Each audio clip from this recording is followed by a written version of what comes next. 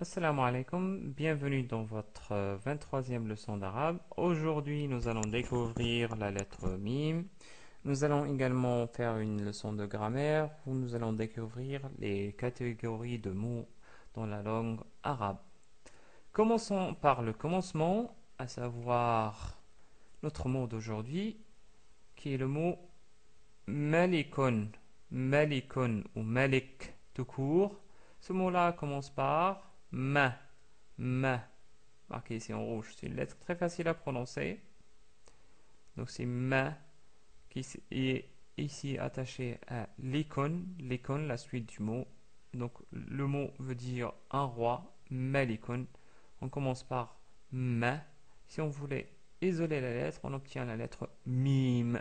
La lettre mime qui est une des lettres arabes fréquemment utilisées. Donc là, on la voit dans sa forme isolée. Euh, on peut facilement la retrouver dans le tableau de l'alphabet arabe. Je vous laisse la retrouver. Donc c'est la lettre qui se trouve juste avant la lettre Noun et après la lettre Lem.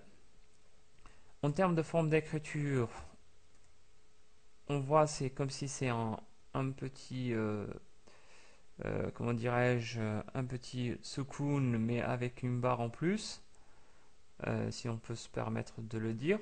Donc ça c'est la forme isolée. La forme d'écriture, donc c'est comme si c'est un petit soukoun mais on l'attache à la lettre qui la suit, comme dans le mot malikon ou malik. Au milieu, donc la lettre s'attache à la lettre qui la précède et la lettre qui la suit avec un petit cercle au milieu, comme dans le mot namir, namir, un tigre. En fin de mot, c'est comme si on l'écrivait dans la forme isolée, mais on l'attache à la lettre qui la précède, comme dans le mot alamun ou alam, qui veut dire un drapeau. Ainsi, on obtient les quatre formes d'écriture. Donc, c'est une forme, je pense, assez facile à écrire. Donc, c'est un petit cercle avec une barre en plus. Donc là, vous avez tout le tableau. Entraînez-vous à écrire les différentes formes, utilisant le stylo ou le papier, bien sûr. Passons maintenant à la prononciation qui est aussi très facile parce que c'est exactement le même son que la lettre M en français. Ainsi, on prononce avec la fatha ma, avec la dhamma mou, avec la kasra mi, avec sukun m, avec voyelle langue alif ma, la voyelle langue waw mou, la voyelle langue ya mi, la voyelle le tanwin doublement de fatha man, doublement de dhamma mun, doublement de kasra min. Et bien sûr, en termes de translittération, on va utiliser la lettre M comme on a écrit tout à l'heure le mot malikon. Donc là, c'était une partie assez rapide et assez facile. Je pense que vous allez la maîtriser assez rapidement parce que soit en termes d'écriture ou en termes de prononciation, la lettre est assez facile. J'en profite pour aborder un sujet un peu plus complexe. Donc c'est un sujet de grammaire où on va aborder les catégories de mots dans la langue arabe. Alors, contrairement au français, on distingue plusieurs catégories de mots, noms, pronoms, déterminants, verbes, conjonction de coordination et autres. En arabe, il y a principalement trois catégories de mots. Donc d'abord, al-ismu ou al-ism, qui veut dire, si on le traduit littéralement, nom. Mais en fait, la notion de ism en arabe ne couvre pas uniquement la notion du nom français, mais elle couvre encore beaucoup plus que ça, et on va le voir un peu tout à l'heure. La deuxième notion, c'est la notion du fi'l, al-fi'l, qui est équivalente à la notion du verbe en français. Et enfin, la notion du harf, al-harf. Al-harf, en arabe, veut dire deux choses. Donc, il peut dire le harf, la lettre, donc on dit harf mim, donc la lettre mim. Mais là, il peut être utilisé comme catégorie de mots aussi. Donc, le harf, donc pour ça, on ne va pas le traduire par lettre, mais outil. Et on va voir pourquoi. Parce que là, on va utiliser des lettres euh, qui vont être utilisées dans des phrases, mais d'une manière séparée. Ça peut être aussi une combinaison de lettres. C'est pour ça que ce sont des mots. Commençons d'abord par al-ism. Al-ism, on peut trouver comme en français les noms de personnes comme Ali, Khalid, Ali, Khaled. Des noms d'animaux comme Namirun, un tigre, Asadun, un lion. Donc tous ces mots-là, on les a déjà vus. Les noms d'objets comme Risala, une lettre, ou Alam, un drapeau. Mais la notion du ism peut contenir aussi d'autres choses. Par exemple, elle regroupe aussi les pronoms personnels comme ana, moi ou je, ou anta, toi ou tu. C'est le même mot qui est utilisé en arabe. Anta, comme on l'a déjà vu, c'est soit toi, soit tu. Ana, c'est soit je, soit moi. Aussi, on peut l'utiliser ou est considéré comme ism les adjectifs comme sarirun, jamilun. Sarirun qui veut dire, on l'a déjà vu, petit. Jamilun veut dire beau. Ou on peut utiliser la notion de ism pour désigner les adverbes comme abadan, abada. Donc abada veut dire jamais, à jamais. Da'iman veut dire toujours. Da'ima ou da'iman, toujours. En ce qui concerne al-fi'l, c'est le verbe, donc comme en français. Par contre, on va voir comment l'utiliser. Donc je vais donner pour cela une phrase, la phrase ذهب التلميذ إلى البيت. Je répète, ذهب التلميذ إلى. Là, pour ce troisième mot-là, je sais que vous ne connaissez pas la deuxième lettre, mais c'est la lettre lem, comme L en français. Mais la troisième lettre, c'est ce qu'on appelle elif maqsoura. C'est comme la voyelle longue elif, mais écrite différemment. Donc c'est un peu un cas particulier de la voyelle longue elif. Et on prononce donc pour cela il est. Donc on prolonge le lem, il est. Et enfin al-bayti, al-bayti. Si on traduisait cette phrase-là, le premier mot ذهب est allé. Donc c'est le verbe aller conjugué au passé. Regardez comment on commence par le verbe. Ensuite, il y a le sujet, tilmido, qui veut dire, on l'a déjà vu, l'élève. L'élève. Et là, c'est la préposition à. Et enfin, al-bayti, bien sûr, c'est la maison. Donc, c'est comme si on disait étaler l'élève à la maison. Donc, on a commencé par le verbe. Donc, c'est généralement le cas. En arabe, on commence généralement par le verbe quand il s'agit d'une phrase verbale, bien sûr. Mais il y a des cas où on peut avancer le sujet avant le verbe.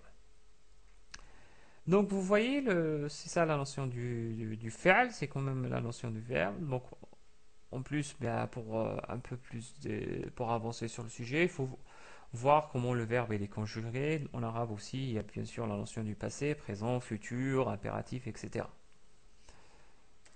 Passons maintenant à la dernière notion, à savoir la notion du harf ou l'outil.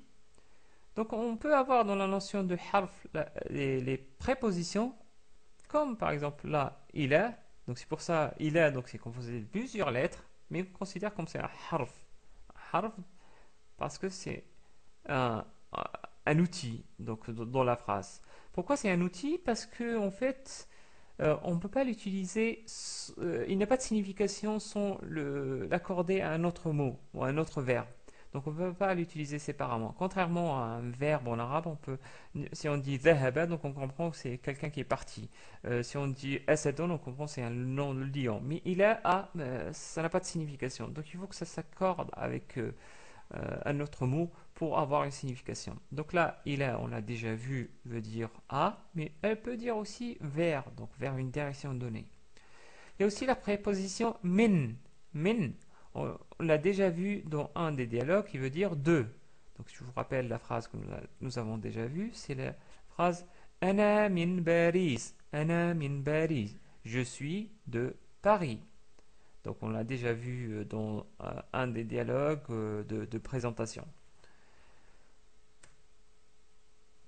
On peut avoir dans la notion de harf aussi les conjonctions de coordination. Je cite deux exemples.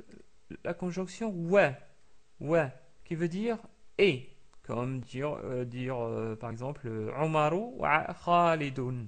Umaru wa Khalidun. Donc Omar et Khaled. Ou aou, aou. On a aussi la conjonction coordination aou, qui veut dire en français ou. Je donne une phrase comme exemple. أهذا أهذا حمار أو بغل أهذا حمار أو بغل. Est-ce un âne ou un mule? Voilà, donc ça, si j'ai donné alors des exemples de harf, il y en a beaucoup plus que ça. Il faut savoir qu'ils ne peuvent pas s'utiliser tout seuls, donc il faut qu'ils les utilisent dans des phrases pour qu'ils aient une signification. Faisons un petit exercice sur ce thème-là. Je vais vous donner des phrases et vous allez me situer les ism, les fa'al et les harf. Donc, commençons à lire cette phrase-là ensemble. ذهب عمر وليلى إلى البيت. Donc, je vous demande maintenant d'appuyer sur le bouton pause et de me situer d'abord me situer où se trouvent les isms, les fi'al et le harf. Allez-y, pause. Donc, d'abord, ذهب, on l'a déjà vu, c'est un fi'al, un verbe. Ensuite, Umaru, c'est un nom connu, c'est un nom d'une personne, Omar, donc c'est un ism. Ensuite, c'est la conjonction de coordination wa, donc c'est un harf. Ensuite, Layla, c'est un nom connu de fille en arabe, c'est un ismala. Ensuite, c'est un harf ila, qui veut dire a. Et enfin, al-bayti, c'est un ism, donc c'est la maison. Si je traduis, c'est ذهب عمر وليلى إلى البيت. Omar et Layla sont allés à la maison. Deuxième phrase. أنت من فرنسا. أنت من فرنسا. Alors dites-moi où est le ism, où est le fi'al et où est le harf. Et appuyez sur le bouton pause. Alors, anta c'est un pronom personnel, donc c'est un ism. Ensuite, min c'est un harf. Et enfin, Faransa c'est un ism, c'est le nom du pays France. Donc je suis de la France. Donc, par contre là en arabe, c'est comme si on a omis le verbe être. Donc quand je dis je suis, là en arabe on dit anta min Faransa. C'est comme si on disait toi de France, toi de France. Donc la notion du verbe être, elle est implicite en arabe.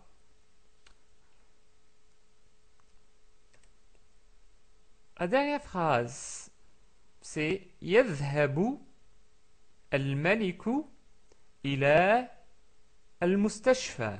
Alors réfléchissez bien. Je pense que c'est difficile. Si vous arriviez, c'est très bien. Donc bouton pause. Donc le premier mot, c'est يذهب. C'est un fi'l, donc un verbe, mais il est conjugué au présent cette fois-ci. Donc c'est pour ça qu'on voit un ya au début. Al-Maliku, c'est un nom, donc c'est le nom Maliku, mais là il est défini avec le al, donc Al-Maliku. Ensuite, c'est la préposition ila. Et enfin, le mot Al-Mustashfa, on l'a vu, mais il y a très longtemps, il veut dire l'hôpital, donc c'est un ism. Donc je répète la phrase يذهب الملك إلى المستشفى. Donc يذهب va, le roi va à l'hôpital. Donc c'est يذهب, le verbe ذهب, le verbe aller conjugué au présent. Voilà, nous arrivons à la fin de ce cours-là. Mais comme d'habitude, je vais vous présenter comment écrire aujourd'hui la lettre mim. Donc je reprends les mots que nous avons vus aujourd'hui. D'abord le mot malikun. Donc j'écris mim. Donc vous pouvez l'écrire comme ça ou comme si c'est un cercle. Mim. Ensuite je l'attache. Ma. J'écris ensuite la lettre lam. Ma. Li. Ensuite j'attache la lettre lam à la lettre kef. Nous n'avons pas encore vu. Malikun. Ensuite, j'écris le deuxième mot que nous avons vu aujourd'hui, à savoir le mot namirun. Na. Ensuite, j'écris le mime. Na, mi. Et je l'attache ensuite à la lettre ra. Très facile à écrire ce mot. Ensuite,